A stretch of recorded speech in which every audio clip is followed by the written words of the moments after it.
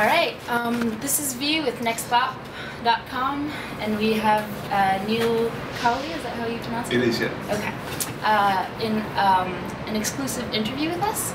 So, it's your second time in Montreal, right? Yes, absolutely. Yeah, first time was, I think the reason we're back a second time is because the first time went so well. It was quite a surprise, but I think they took a gamble, put us on the outdoor stage, and for some reason everything just worked that night. The weather was really nasty right up to the point where we played. So the sun came out as we began to play, so people sort of came out from their little hiding places and listened to us and were intrigued. And when I look back at the video, we played everything so fast. We were just sort of really hyped up to be here on this side of the Atlantic playing our music. It was such a privilege, and we wanted to make the most of it, and it really worked. The response was amazing. So here we are, second time, and they've given us an indoor venue, so we don't need to worry about the weather anymore. So you are playing at L'Astral tonight at 9:30. 9, I think. 9, okay. 9, great. Yeah. Tell us about your formation, the musicians with you. Well, Richard, I met playing in a funk band in about the mid-90s, quite a long time ago, and he said, we ended up sharing a house together, and he said, if you start a jazz trio, I'll buy a double bass. And he was a bass player anyway, but he didn't have a double bass. So I did. I started a little jazz trio, nothing serious. It was just for fun, and we even did some gigs to some old ladies with blue hair. You know, it was just learning what it's like to be in a jazz trio. All the time I was doing my other things like Fragile State, playing in various bands. And we met Evan playing various blues gigs in pubs around London. But it wasn't until 2005 when Fragile State and the record company went bust, and they went bankrupt, and we lost all our money, that I decided to get serious with the jazz trio and actually use all the homework I'd done throughout my 20s, immersing myself in different genres and cultures, and bring it all together, but using the medium of just piano, bass and drums. So it's a very old style, analog format of jazz format of piano, bass and drums, but really my influences are far afield, very electronic influences, so I think you get a mishmash of the two as a result. And what are those influences in electronic music? Well, I really like to dance, you know, I like to nod my head.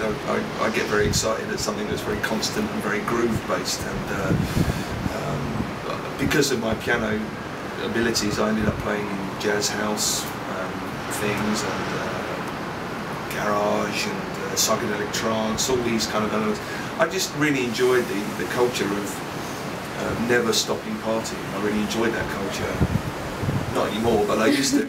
And I enjoyed getting in situations where you were surrounded by people who are equally high, and you know, people just throwing their clothes off and just getting really excited and high, and you know, the music that surrounded that. Actually,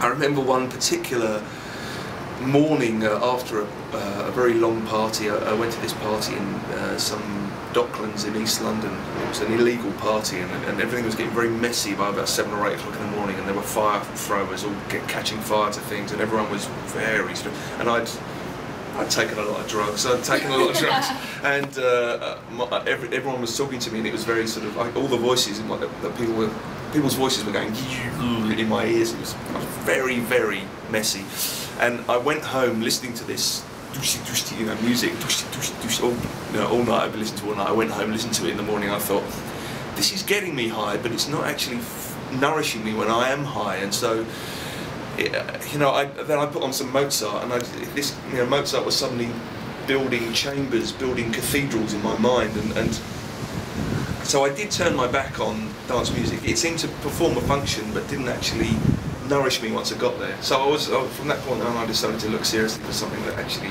really meant something for my soul. So, yeah. And what's your relationship with classical music, for example? Well, I was trained classically, so I have that lifelong relationship with it. It gave me my technique. It gave me my understanding of so much musicality. It gave me my the ability to play tenderly at the piano or with passion. I enjoy classical music. I've always enjoyed Eastern Bloc classical music, Russian and Eastern European classical music. Shostakovich is a big favourite of mine. Something that's quite dark and you know, sinister. but has that classical foundation. And any piano player is going to tell you that he loves Bach. I think pretty much Bach is the foundation for everything. So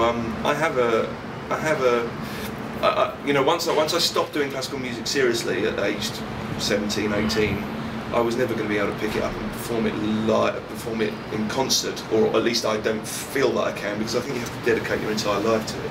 But it's something that, if you know, the people who live near me at home can hear coming out of my studio quite a lot. I just sit and play Bach and other classical bits, and I keep the neighbours happy with it. And how did the shift happen? You said you were 17, 18, and you left classical music behind. How did that happen? Well, I had no intention of doing classical music for a living. I had no intention of doing it. Everyone was telling me, my mother was telling me, and all her friends were saying, you must do music for a living because you're very good at it. And I was like, no, I don't want to do that. I want to do zoology or archaeology or anything with an ology on it. But then all of a sudden, this friend of my mother's at work said, I'm starting this Blues Brothers covers band. Does your son want to come along and play along? So I was 14 and I turned up at this rehearsal, and there were 2 bass players and no drummer, just a drum machine, and it was the loudest thing I'd ever heard. But I was completely absorbed in it. I'd not been introduced to any kind of form of American music before. I was really sheltered. So from that point on, I taught myself everything, and I suddenly realised I could get into pubs, I could meet girls. It was kind of a cool thing to do, and it suddenly became a lot more attractive.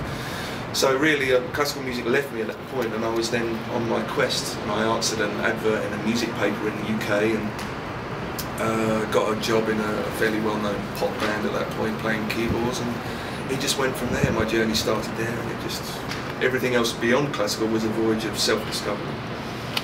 Great. Tell us about your latest album.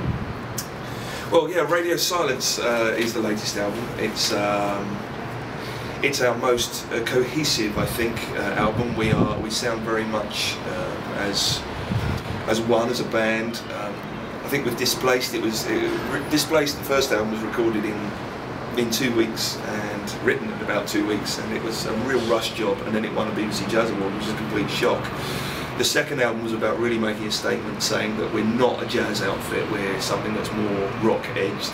So that was really a statement. And the third one was, I think, on reflection, it sounds like we're more at peace with ourselves, and I wanted to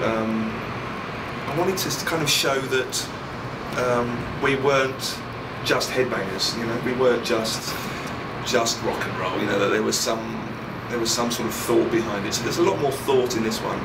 I think it feels like that this is the end of this trilogy of CDs. It's a dreadful word, but you know, this group of 3 CDs. It feels like it's a complete statement now, and I think that now we've done this, I'm venturing back towards that sort of rough edge again. I can feel us venturing towards something that's rougher, a lot more angry again, perhaps. So we shall see what the next album holds. But yeah, I like it when we annoy people. I like that a lot. Do you have ideas that are more defined for a new project, or it's just... No, it's literally, my studio's just been built. I moved to a new house recently. My studio's been built at the end of my garden, and when I get home I shall simply sit down at the piano and I shall see where my head's at, and it'll be from there. I mean, I'd like to carry on, you know, in the trio form. I would like that very much, and I hope that we can. We shall see. We shall see what comes.